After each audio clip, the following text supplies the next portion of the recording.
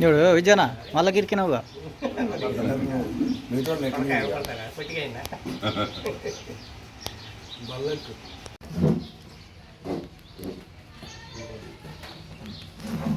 Journey 19-20 తేదీల్లో రాష్ట్ర స్థాయి working journalist union TUWJ IJU రాష్ట్ర మహాసభలు ఖమ్మంలో దిగ్విజయంగా నడిచినాయి. ఈ సమావేశాల్లో జర్నలిస్టుల సమస్యలపై రాష్ట్ర కార్యవర్గం కానీ రాష్ట్ర జనరల్ బాడీ సమావేశం కానీ పలు తీర్మానాలు చేయడం జరిగింది. ముఖ్యంగా గ్రామీణ ప్రాంతాల్లో ఉండే విలేకరులు వేతనాలు లేక, హౌస్ ప్లాట్స్ లేక, కుటుంబాలు ఆగమవుతున్న పరిస్థితుల్లో వేజ్ బోర్డు సూచనల మేరకు ప్రభుత్వం జర్నలిస్టులకు వేతనాలు ఇవ్వాలని ప్రధానంగా సమావేశాల్లో డిమాండ్ చేయడం జరిగింది. తర్వాత హెల్త్ కార్డుల సమస్య కూడా గత 10 సంవత్సరాల నుంచి గత ప్రభుత్వాలు పట్టించుకోకపోవటం, జర్నలిస్టుల మీద ముసలి కన్నీరు గారుస్తూ హెల్త్ విషయంలో చాలా చిన్న చూపు చూసింది గత ప్రభుత్వం. మనం ఎన్నోసార్లు అన్ని యూనియన్లు కూడా ప్రభుత్వ దృష్టికి తీసుకపోయినా కూడా ఆశించిన స్పందన లేకపోవటం, హౌస్ ప్లాట్లు కూడా ఇస్తున్నాం, డబుల్ బెడ్రూమ్లు ఇస్తున్నాం, మీకు మంచిగా అన్నీ చేస్తున్నాం అని ఎన్నోసార్లు చెప్పిన గత ముఖ్యమంత్రి వాళ్ళు చేయలేకపోవటం,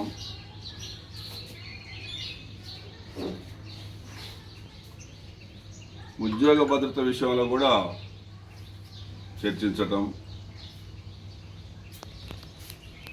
ఇలా మన సంక్షేమ పథకాలపై విస్తృత స్థాయిలో ఈ 3 రోజులు కూడా చర్చలు జరగడం, దానికి గౌరవ మంత్రివర్యులు పొంగులేటి శ్రీనివాసరెడ్డి గారు,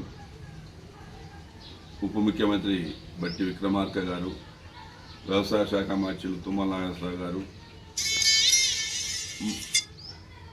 మన ఆల్ ఇండియా జర్నలిస్ట్ యూనియన్ అధ్యక్షులు plus media chairman, media academy chairman Srinivasa Reddy గారు వ్యక్తులంతా హాజరై పలు తీర్మానాలు కూడా చేసిరు. వాళ్ళు కూడా మేము ప్రభుత్వంలో ఉన్నాం, జర్నలిస్టుల కష్ట నష్టాలు మాకు చూసిన వాళ్ళం. మరి బట్టి విక్రమార్క గారైతే నేను పాదయాత్ర చేసినప్పుడు జర్నలిస్ట్ సంఘాలు చాలా నా దృష్టికి తీసుకొచ్చింది. మీకు అన్ని రకాలుగా కాంగ్రెస్ ప్రభుత్వం జర్నలిస్టులకు అండదండగా ఉంటుందంటూ ఆయన హామీ ఇవ్వటం జరిగింది. మన సమాచార శాఖ మంత్రి పొంగులేటి శ్రీనివాసరెడ్డి గారు కూడా చెప్పాడు, జర్నలిస్టులకి రేవంత్ రెడ్డి ఇప్పటికే ఒక హామీ ఇచ్చాడు, హామీ మేరకు కాంగ్రెస్ ప్రభుత్వం మాట నిలబెట్టుకుంటుంది అనే మాట స్పష్టంగా చెప్పిండు. మీకు మంచి రోజులు వచ్చినాయి అని ఒక మాట చెప్పడంతో సభ హాలు కూడా మొత్తం ఆ రోజు మారుమోగిపోయింది. ఒకే మాటను, జర్నలిస్టులకి మంచి రోజులు వచ్చినాయి తెలంగాణ రాష్ట్రంలో. బట్టి విక్రమార్క గారు కూడా అనుకోకుండా సాయంత్రం వస్తే ఆయన కూడా అదే అన్నాడు, మేము మాట చెప్పటం తప్పటం ఉండదు, మీ కష్టాల్లో నేను పాలు పంచుకుంటా, మీకోసం నేను శ్రమిస్తా అని చెప్పారు 3 మంత్రులు. తుమ్మల నాగేశ్వరరావు గారు కూడా. మరి అన్ని చోట్ల కూడా రాష్ట్రంలో అన్ని మండల కేంద్రాలతో సహా, జిల్లా కేంద్రాలు, ముఖ్యమైన పట్టణాలతో సహా ఎక్కడ కూడా పెండింగ్ ఉన్నా ఏదున్నా కూడా ఇళ్ల స్థలాలు ఖచ్చితంగా ఇప్పిద్దాం. స్థానిక శాసనసభ్యులతో మాట్లాడి, మంత్రులతో మాట్లాడి, స్పెషల్ జీవో ఇంతవరకు లేదు, కానీ ఈసారి ఇండ్ల విషయంలో ఇంతవరకు మనకు స్పష్టమైన జీవో లేదు. ఈసారి దాని గురించి కూడా చర్చిస్తామని చెప్పారు మంత్రివర్గంలో, క్యాబినెట్ సమావేశంలో. ఇలా పలు తీర్మానాలు చేయటం జరిగింది.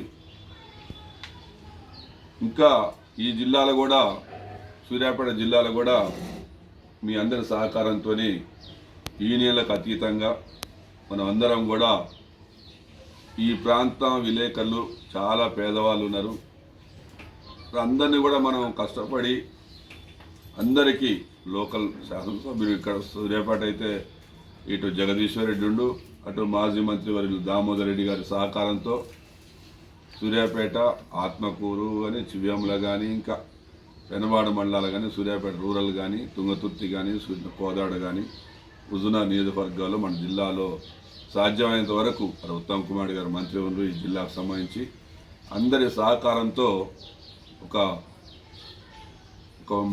యాక్షన్ ప్లాన్ అంటే ఒక తీర్మానం చేయమని చెప్పాడు మన శ్రీనివాస్ రెడ్డి గారు, అంటే మన మీడియా అకాడమీ చైర్మన్.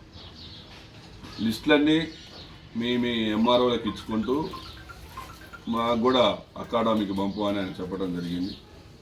మరి దాన్ని అందరం కూడా విభేదాలు లేకుండా జర్నలిస్టుల సంక్షేమం కోసం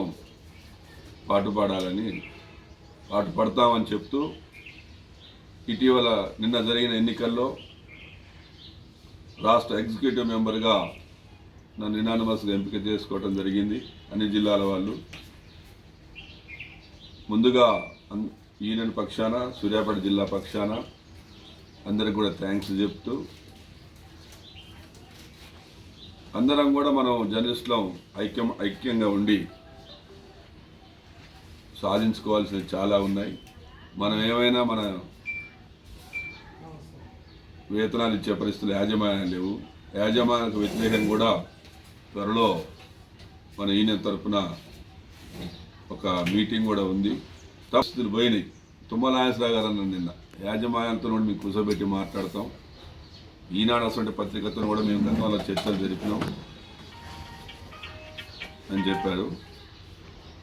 సరే, ఏదైనా ప్రస్తుతమైతే మంచి రోజులు వచ్చినాయి, మంచి రోజులు వస్తున్నాయని చాలా సంతోషంగా ఉంది నాకు.